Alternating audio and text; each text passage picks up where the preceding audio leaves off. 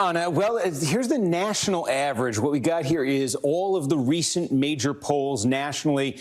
What is the sort of composite when you average them together? Harris with a 3-point advantage nationally over Donald Trump. Now, if you're a Democrat, the good news, besides the fact that you're ahead, is that's an improvement for Democrats from where things were before Harris became the candidate. Joe Biden almost all year was trailing Donald Trump, so that's changed. Harris ahead by a few points there. Now, if you're a Republican, what you can take solace from here is this is not unfamiliar territory for Donald Trump. Take a look here at the last two elections, 2020, 2016. The polling at this point, coming out of Labor Day, beginning the fall rush. In 2016, Hillary Clinton led on average by 5 points. Of course, Donald Trump won in 2016. And Joe Biden had an even bigger lead on average Labor Day 2020. Donald Trump didn't win that election, but certainly in the Electoral College, he came this close to doing so, Anna. So Trump has run from behind before, certainly.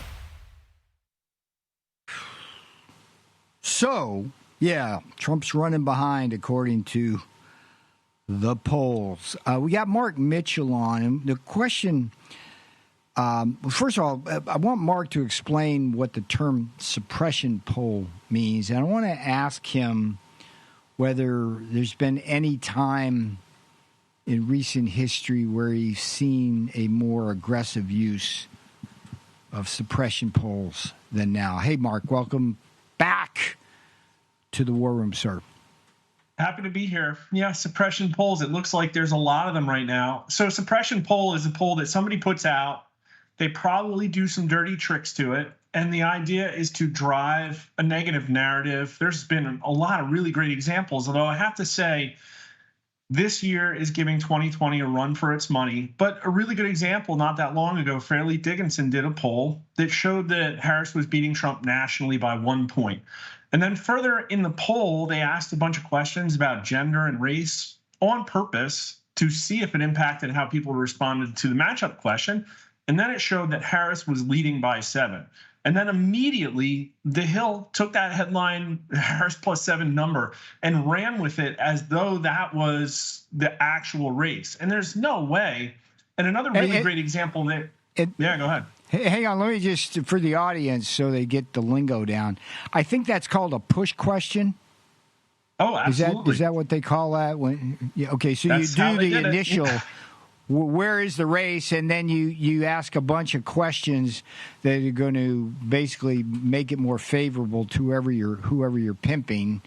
And then the push question. So rather than do the matchup, they did the push question, right? 100%, which is why you put matchups in the beginning of the poll. One of a million dirty tricks that pollsters can do. But there was a suppression poll right there in that clip. If you go to Real Clear Politics Aggregate, which I think they use very even-handed standards to determine who they let into their tracker, I think it's a pretty fair representation of all the polls that are out there. They show Harris leading by 1.8, but in that clip, they show Harris's average is actually +3 over Trump. So already they've done something selective there to get to Harris +3 in their segment. Just the framing of how they put that segment together was really scummy and dirty. But there was a poll out, ABC Ipsos, that had Harris leading by, I think, 4 in a two-way, 6 in a multi-way. I don't know. It was a lot, right? Pretty close to Harris +3. But if you look in the internals there, they have favorability number by candidate. They had Harris with a +3 net favorability and Donald Trump with like a -24. This is the man that received more votes than any Republican in history. And you're telling me in this 2024 poll, he's been around for a decade. Everybody knows who he is. There's not many people who are undecided about Donald Trump. You're telling me that he's got he's got only a 33% favorability rate and yet is somehow taking 46% of the vote? There's absolutely no way. So you show me polls that have Harris +3, +4, +5. They are doing something to get to that. Let me just as a layman, what that would reveal is oversampling of Democrats, right? Wouldn't that reveal that? many flavors of that. And this one's tricky because it's hard to spot. And luckily they did disclose this, but I can go out and sample Republicans and Democrats and then weight the poll to party. But the problem is that there are Democrats that support Trump, there's Republicans that don't, and then there's independents. And so I can measure their 2020 vote and then wait for that. But even then, there's Republicans that just don't have a very favorable impression of Trump, but they're still going to potentially vote for him. Somehow, ABC got a ton of those people. And so all of these things have ramifications for the numbers, but it's like they polled almost entirely never Trump independents and Republicans. Listen, in that poll, we have Donald Trump's favorability in our numbers like 80% among Republicans. So let's just assume 90%, with the Democrats, let's assume 100%. Republicans are about a 30 electorate. That gets you to 33% Trump favorability. So that means like in their independent sample, Trump has like a 0% favorability. It just makes absolutely no sense. If I got results like that, I would really be questioning what happened in my poll, because if I was not being disingenuous, like there is a real problem with the way that we sample. And of course, in our numbers, everybody who's been following us knows this. Harris has always been a little bit less favorable than Biden. Biden's been less favorable than Trump. And Trump isn't super favorable, but he's gotten 49, 50, 51%. And Biden was higher than Trump until he had his presidential term, right? And it got a lot lower. All of that to me makes internal, consistent sense. And you don't need to be a pollster to rip apart these things. Go download the crosstabs if you're one of the pollsters that isn't putting the crosstabs behind the paywall, and look for consistency. And that's where you'll start to find these tactics. Don't need to be a pollster. So again, a lot of lingo here. Give the listeners an example of a crosstab where you're. I think it's something like Democrats on abortion or young folks on foreign policy, something like that. What's a crosstab, and how would a crosstab reveal chicanery? You're never going to know 100% if a poll is crooked. There is no amount of disclosure, because even if I had their data, I don't know if they're spiking data points. They could just be throwing out extra Trump supporters. But the most that you're going to find is in a document called the crosstabs, which is pretty much the deliverable of a poll. Of course, things are in there like margin. Yeah, the margin of error, the sampling methodology. It's going to have some stuff like that. But what it's also going to show is not just the top line numbers, which is like nationally Trump versus Harris, or nationally every single question they ask. It should be every question they ask. Sometimes they don't disclose them all. But then it's going to show how each single demographic that they have data for in the poll answered the questions. That is where all of the bodies are buried, because I can look at by party who says they're going to go Trump versus Harris, and the most important column is independents. And so my independents right now tell me they're going for Trump by a 5 to 10 point margin, depending on the poll, which is a really major reversal from in our polling in 2020 when Trump lost independents. But if you see a mainstream media pollster right now that has Harris up, they're probably showing Trump losing to Harris among independents.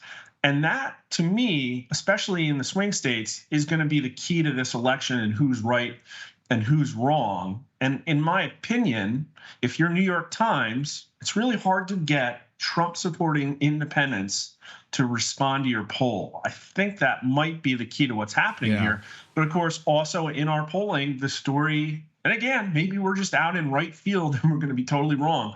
I think over cycle, we've been proven right. But the 18 to 39-year-olds, the Hispanic voters, and even the black voters have been going more and more Trump. What's the lag time but now in the trade? So what can you expect if a poll comes out today? It's not reflective of today. It's reflective of some time prior to today. How many days or weeks is it usually the lag? You just pointed out scumbag pollster tactic number 37, which is sit on your data. Okay. Now, every pollster is going to disclose ostensibly, honestly, the exact days the sample was taken, and then they maybe sit on it for a week or two and then drop it. And that was a lot of what was happening in August, because everybody was sampling in the very beginning of Harris's candidacy when she got a lot of positive press, and then dumping the polls 2 weeks later to drive a Kamala momentum narrative. But we're the only people that do this. We started doing it this cycle. If Denver wants to throw up the chart, we collect data every night. And to show that we are being as transparent as possible, we show you what happened literally last night. So this is data that was taken, 7 to 9 o'clock last night. And everybody else, they sort of go, hey, I'm going to poll today. And they go into the field and then they poll and then they wait 2 weeks. And so there might be an absolutely huge, like 2-3 weeks is a massive amount of time in this cycle. Because if you're getting data from 3 weeks ago, it's the DNC bounce, right? Yeah. So what we showed. So Mark, how many? Hang on. How many people do you sample a night, and then how do you decide when and how to aggregate them to issue kind of a broader poll? Do you sample like you get 200 respondents, 1,000, or what? What do you do every night? Sample size is about 360. Yeah, it's about 360 people a night that go into that chart. So each individual night is about a plus or minus 5 margin of error. Anybody who's studied statistics knows that that's a wide range. However, the polls are going to tend to be close to the population mean. And so you really can look at the trends. And that's why I put it out there, because there's all of these narratives about the race shifting or momentum. And if you look at that chart, it really kind of doesn't show it that much. It shows Trump, again, there's swings in there. It shows Trump with a pretty comfortable 2-point lead over time. And because we're not trying to drive narratives, every Thursday we just take an aggregate of the last 5 business days. But what about the argument? Okay, let's say that you've got the one of the only honest polls out there. You show Trump in the lead by 2. The Carville theory is that all these other polls are off by 3. So, if ABC shows Trump down by 3 and you got him up by 2, what do we glean from that?